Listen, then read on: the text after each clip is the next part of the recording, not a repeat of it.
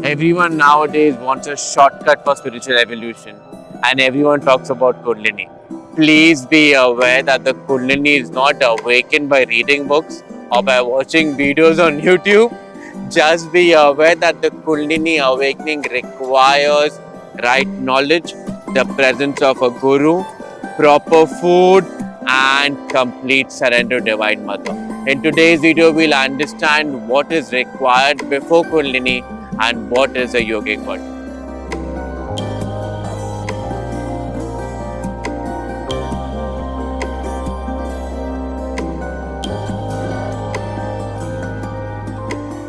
We are only aware about our physical body. In fact, when we talk about the body, we think about blood, bones, we think about the 5 elements of the body is made. But however, when we talk about Tantra Shastras or we understand Tantra Upanishad, we have different kinds of body. The first body is your astral body, causal body. Then we have the Panchakoshas. Then we have the Pran Shakti. Then we have Chakras, Nadis, and then the Kund when the Kundalini awakens. In today's video, we'll understand what is Prana, that is the Prana Shakti.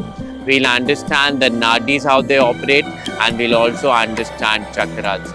After that only we can have some understanding of Kundalini Shakti and how it awakens. How does the Prana work?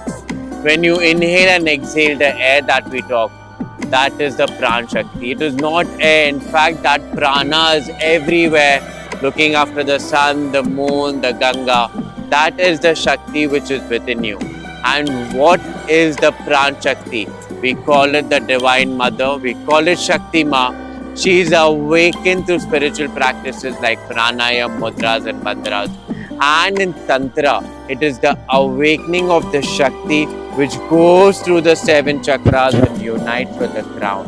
However, let's understand how the nadis are operating and how this prana goes through the nadis so that the awakening of the Kundalini happens. The prana flows through the nadis. Now, let's understand what nadis are. There are approximately 72,000 nadis which is taken by all the texts.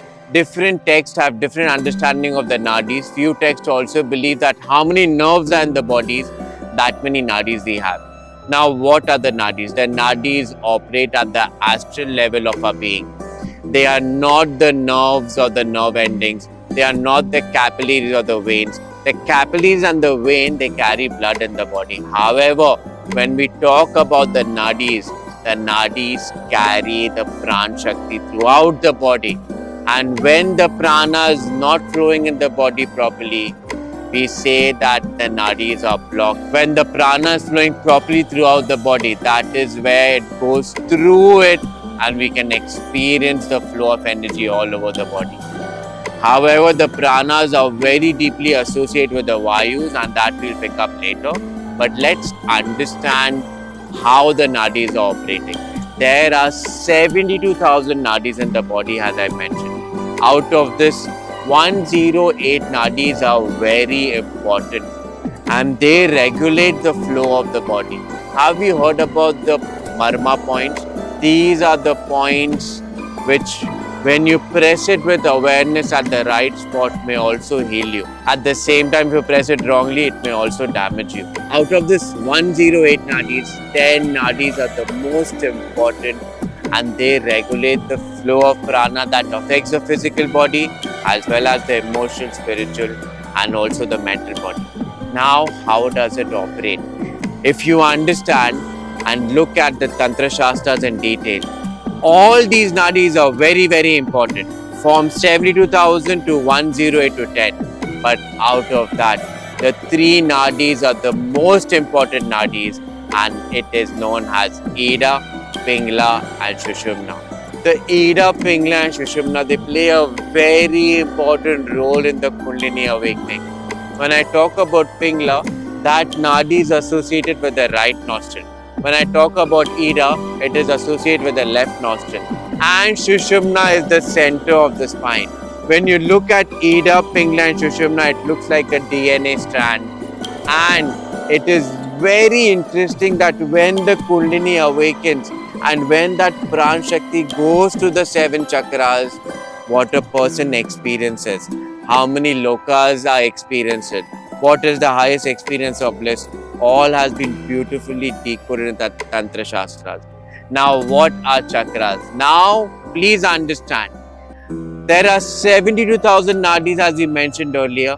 When these nadis crisscross each other, there's a junction created, and that junction is a chakra. So from the crown to the tip of the toe, there are thousands of chakras in your body, and these chakras also become marma point in your body.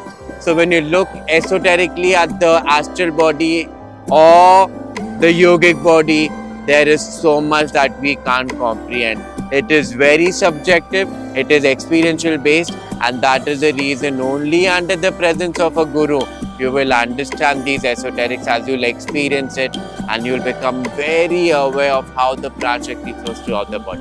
When we talk about chakras, nowadays I hear people saying my chakras are open, my chakras are closed. It is not possible. If the chakras are closed, you may die.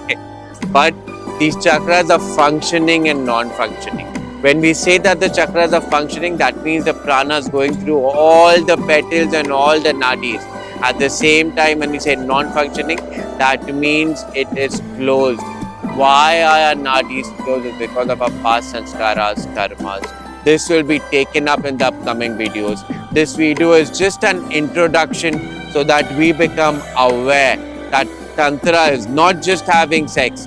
Tantra is not just indulging in object experiences. It is going inside. Tantra is that thread which goes throughout the cosmos, attaching everything and making you realize that you are that thread, and that thread is that spine. Hari Om Tat Sat.